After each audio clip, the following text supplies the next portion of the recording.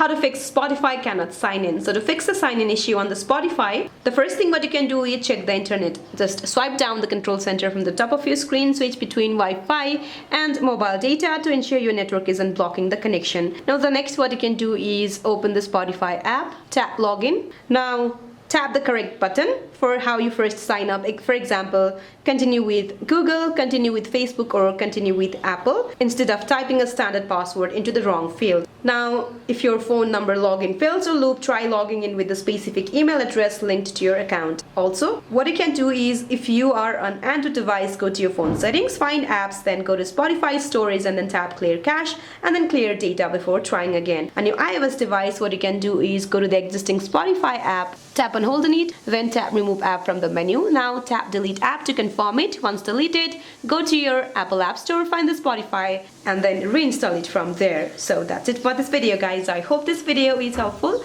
Please don't forget to like and subscribe. See you in my next video.